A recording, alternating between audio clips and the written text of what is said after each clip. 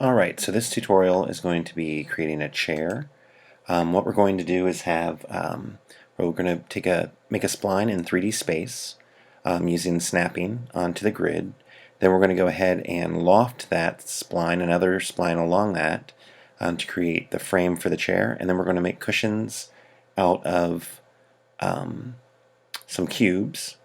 And then we'll use an array to create 4 of them so that they can be situated around a table. Alright, so first we're going to start with a spline. Before we get going, I want to make sure that we've got our snapping turned on. So I'm clicking over here and I want to enable snap. And then I'm going to come back over here and make sure work plane snap is on. And then one last one, get grid point snap on. So that'll allow us to snap to the grid back here in the viewports. So I'm going to start with our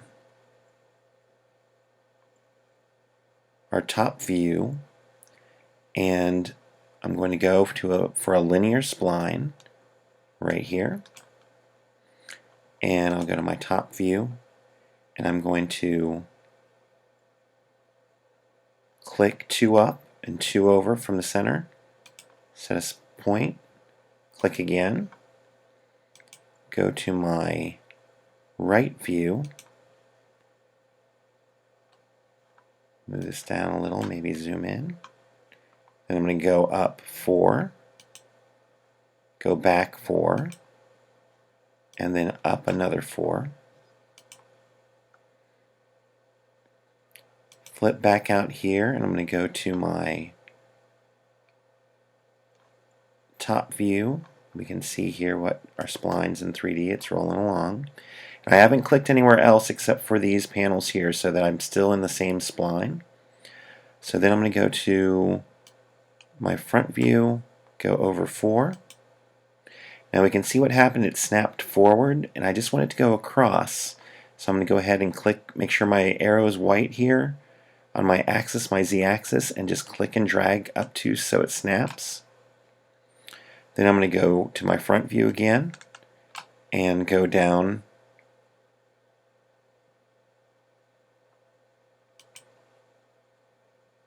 and again it snapped to the center, so I'm going to scoosh it back, and then we're going to go forward. So we want this one to go up this way, so I'm going to go to my top view so I can see that, click forward, and then we're going to want to go down. Again, it snapped to the center, so I'm going to just grab that arrow and bring it up. And then we're going to want to go back, so I'll go to my side view, my right view, or I could do it in my top. We'll do it up here, and I'm going to go over to the side just to make sure that it doesn't snap to the other point and close the spline unintentionally. So then just nudge it over, and then I can either click on this last point to close the spline, or I can click close spline over here. So I'm going to go ahead and just close the spline that way, and now we have our spline in 3D. That's going to be the base of our chair. So I'm going to go ahead and name this, double click and name it chair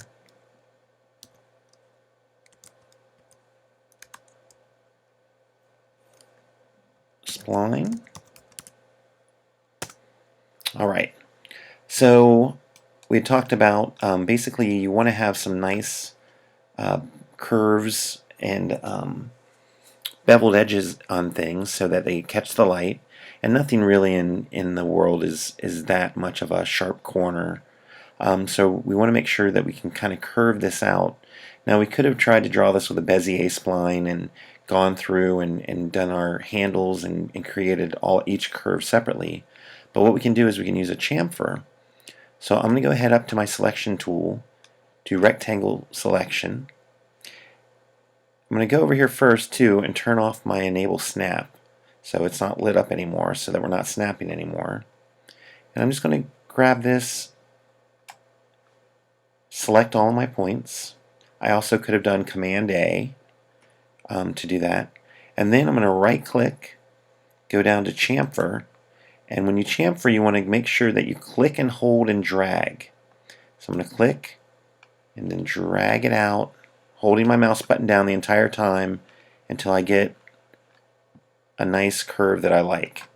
You can see over here that we've got a radius, and as long as you don't click anything else, you can always go back into here, and so we can round that up to say 60. And then that gives us our chamfer there. Now I'm just going to go back to my model tool, and we've got this nice curved spline that we're going to now loft another shape along to create the frame of our chair. So I'm going to go up to our spline menu and step down here and pick a rectangle. And if we size this down, we can just type it in over here, or we can go to our scale tool and just click and drag it down. And that looks pretty good. So if I click back on my object here and maybe go to our move,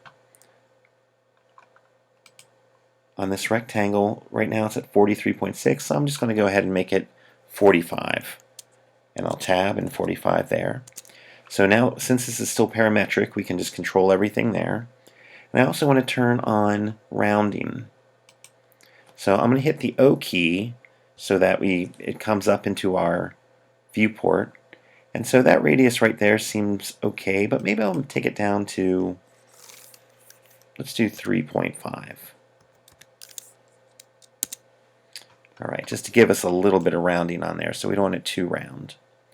Now we're going to take this and use our chair spline as a guide to sweep this around the rail.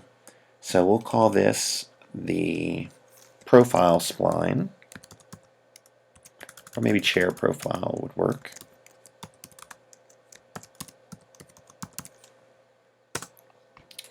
And all we need to do now is go up here and click and find our sweep. And you want to pull your two splines underneath the sweep, make them children of it. So first pull in your profile and then your path. And now you can see we get this automatically set up. Now I think that's a little big, that rail, so the cool thing about this is you can always go through and change anything. So I'm going to go ahead and just hit my T so I get my scale up here, select my chair profile spline, and just scale it down until I get something that looks a little more appropriate. So like that looks fine. Okay. And if I hit my render viewport here, we can see we're catching a little bit of the edge with that. So maybe I will crank up my radius on my rounding to, let's try 3 and see if that gets us a little more. Yeah, so you can see right here we're getting that nice highlight around here, right there.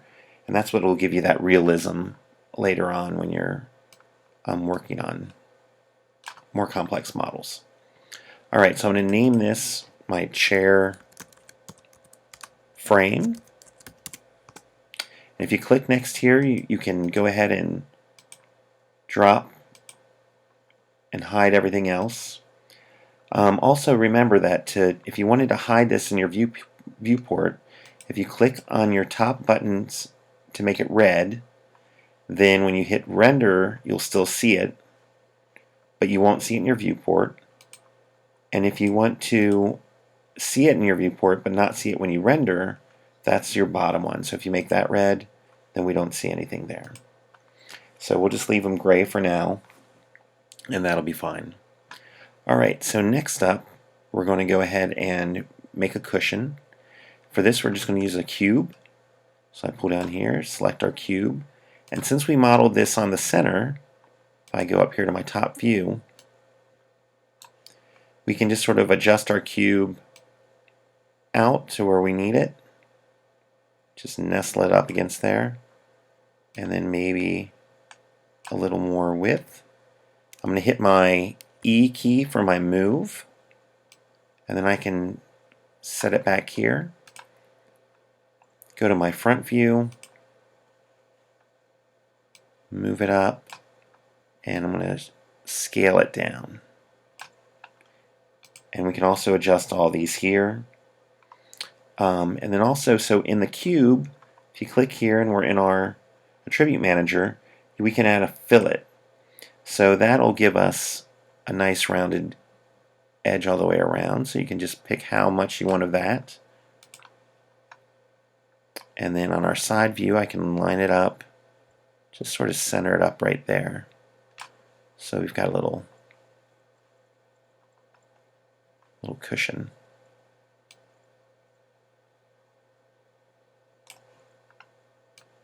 Okay. And then we're going to go ahead and create a back cushion, so we can just take the same one. So I'm going to call that seat. And if I control drag, it'll make a copy. Double click it, and we'll call this back. And I am just going to go ahead and rotate this, so hit my R, or I can just click up here. And when I start rotating, I'm clicking and dragging on that axis. If I hold down Shift, it'll lock to every 10 degrees. So at that point, it will be, I'll stop at 90 degrees, and then go back to my move tool, so E, and then just kind of center it up, and go over to our side view so we can see here, grab that axis, move it up on its local Z, and then I'm going to go ahead and just make this a little smaller so it fits in there a little better.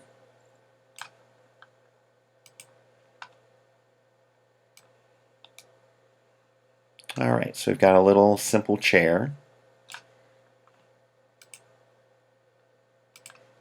Do a little render there. So you see we're catching our highlights and we've got everything going. I might move this guy down just a little bit so he's a little closer. Maybe.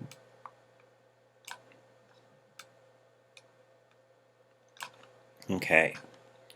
And maybe we'll nudge this guy up a little.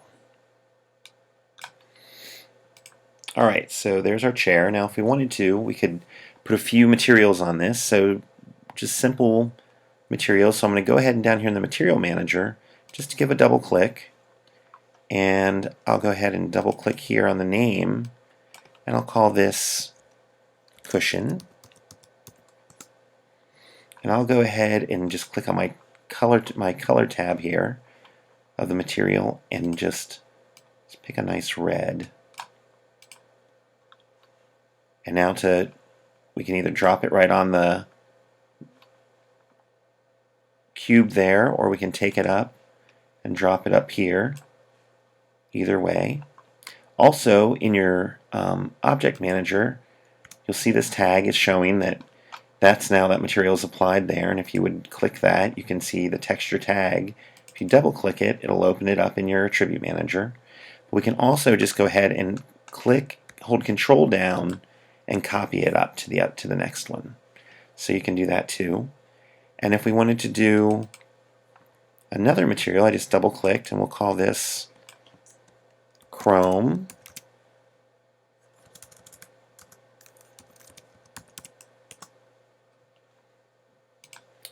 And we can go ahead and go into our basic tab over here, turn on reflection,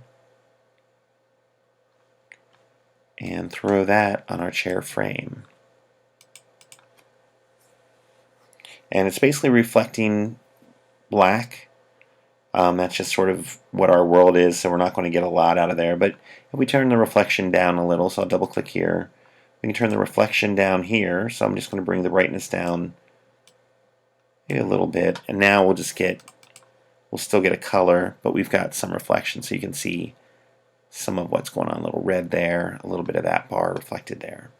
So that'll be nice. Okay, so if we need 4 of these, so what we can do now is we want to group this guy together so it can be easily manipulated. So I'm going to go ahead and shift select our 3 pieces up here, and then I'm going to hit Command G for group. oh, I'm sorry, Option G for group. And that'll put everything in a null. And so once we have this, we can call this chair. And we can always roll down, see our back, our seat, our chair frame, still have all our splines. If we needed to edit those, we could. And then we've got our chair. Now if we needed 4 chairs, we could copy it, rotate it, move it, do it again. We can also use an array to just sort of create a circular array of our chairs. So that's located right here. It's an array. And once you take the array and we drag our chair into it, you can see suddenly we've got a lot of chairs. So if we click on our array and come down to our attribute manager, this is the radius which controls from the center point, I'll go above here a little bit, from the center point how far out these are copied. So we can just click and drag that out over here. And also how many copies. So we already have 1, so we only need 3 more copies to get our set of 4. So we've got that. And now that, if we turn that off with this check box, it turns off its math. It's the way it's calculating it. So you still have your original, but if you just wanted to turn off your copies, you could do that way, and then just check it to bring it back around. I'm going to turn that off for a second and just go back to the chair, and I'm going to hit O to zoom in on that guy. And just a few things to remember about the sweep. So in our sweep, just always make sure that you've got your profile above your rail or your spline that you're going to sweep along. And then also when we've got our sweep selected, you've just got a few things that you can change. So on this one we didn't have to, but if we wanted to like change the scale at the end of it, you can see it starts normal size and goes down to 0% as it goes along. So if you needed to taper something for a different model, you could do that. You can have it rotate over time so you can see it twists. So if you needed something sort of braided or something like that, you could do that. Turn that back to 0. You can also animate how it starts and ends. So any of these things that have a dot next to them can be animated. So you could have it grow on or grow off, or if you only wanted part of it for some reason, like you wanted a half, maybe you'd want a cutaway shot, you can only maybe take that to 50% or find where you'd like it to end and just sort of do that as well. So that's some of the cool little things you can do. And we'll get more into some sweeps at a later tutorial. So just to give you a little more info on those. So I'm going to go back, turn my array on. We've got our 4 chairs. And we can give them a little render. Now, I'm going to go ahead and save this. So I'm going to save my file. And I'm going to put it just on the desktop. And we're going to just call it table scene.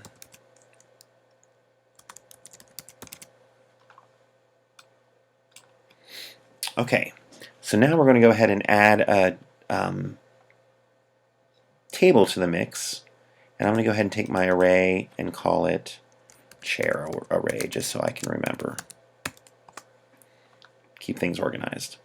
So we can turn this off. I'm going to leave 1 there just so I can keep my sizing right. When actually, let's make sure that we've got these guys on our ground plane. So I'm going to go to my front view, zoom out, and click on the array, and let's just drag this up, set those right on our x-axis there. Okay, that's a little better. So I'm going to go ahead and turn that off for now. We've got our 1. And I'm going to go to my top view, and we're going to use a loft to create a little table, just a simple table to show how the loft works, and we can do that.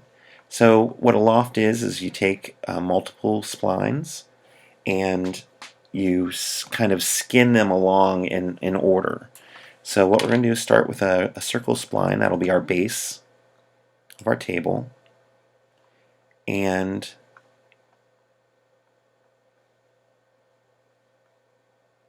turn that, oops. I'll turn it back on so that'll be there. So if that's our base of our table, that'll work. And I'll go to my side view here, so my view, so I can see what's up. And what we're going to do is create just a bunch of copies of this. So we can either hold down Control and drag. We can Command C, Command V. So I'm going to do maybe 6. And I'm going to make this one my base and just go up from there. So I'm going to say, okay, that's my first one. Circle 2. I'm going to go ahead and I'll do this in the perspective view just so you can sort of see it. So circle 2, I'm just going to bring up, and I'm going to go ahead and hit T for scale and scale it down some. And maybe bring it down just a little bit. So when it skins, it's going to go from this circle to that circle, then to this circle, which I want to then bring above the last one.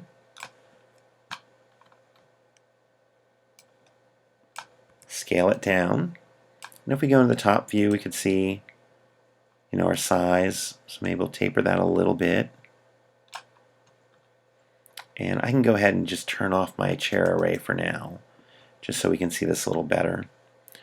Then I'm going to go up to our next circle, circle dot 3. Need to move him up above there, so maybe this here. And that might be where we start tapering back out to the bottom of the table, so I'll make that a little bigger than the last one. Circle 4.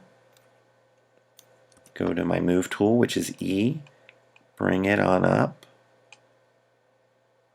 And this will be our tabletop. So I'm going to go ahead and hit T to scale that one. Click and drag and bring it out. And let's see with our chairs on if that seems like that would be okay. I think that's alright. Maybe a little bigger, so I'll click and drag. And go to this one. So I'm going to go ahead and just make that 425. That way I know on the next one I can just make that 425 as well. So E for my move tool. Click on that axis, drag it up a little bit. And I'll just click on that circle down here, make that 425. And our last one we might not need, so I'm just going to go ahead and delete that. So that's a total of 6. So now what we want to do is go ahead and get our loft. And that's up here with our other NURBS. So we've got sweep, lathe, extrude, there's our loft. So we'll do the loft. And I'll go ahead and take all of these and drop them in the loft. And you can see what happened is it then skinned that all the way up. So if you wanted to see, let me go ahead and undo that. And just to show you how it would work if we did one at a time, take one in, that's our top. Then you just go below, and you want to make sure you don't want to make it a child. If the arrow is pointing down up here by circle, then it's going to make that a child of it. So you don't want to do that, so I'll undo that. So I'm clicking, dragging, and making it so it's got the arrow pointing to the left. Then that'll just go inside that loft. So there's circle 4, so you can see it just starts connecting those. Circle 3, circle 2, circle 1, and our base. And the cool thing is we can go ahead and adjust this however we want. So I could go ahead and take circle 1 and lower it down a little more if I wanted more of a adjustment there on the base. I can still go to scale and scale that guy. Circle 2, same thing. Maybe we want that to be a nice thinner tabletop.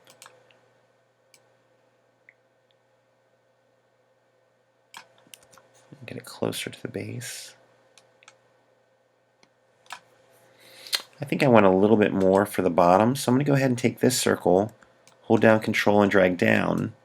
So now we've got another circle below our base. I want to drag that last circle I just created down just to give us a little thickness to that base.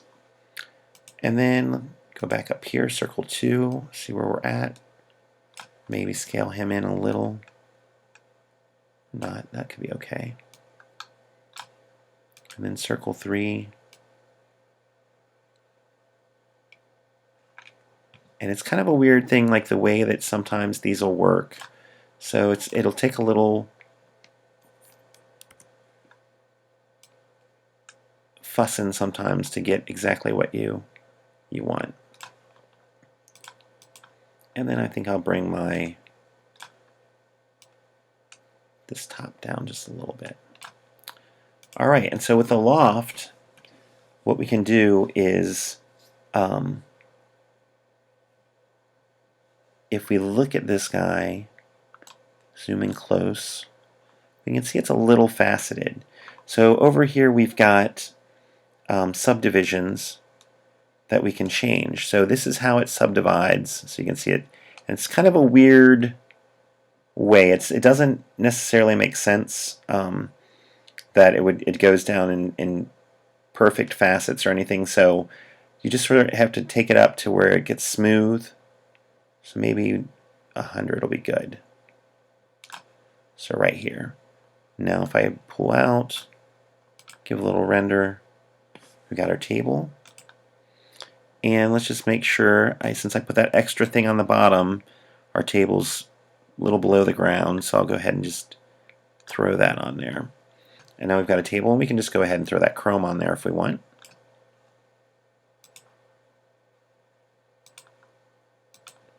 Render my picture viewer here.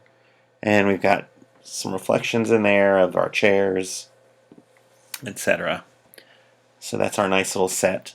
I'll go ahead and end this tutorial now, but then I'll create another one next where we'll go ahead and use an extrude to create a piece of cheese, and then we'll also use a background object, and we will create a wine glass to go on the table. So this is the end of this tutorial here, and see you in the next one.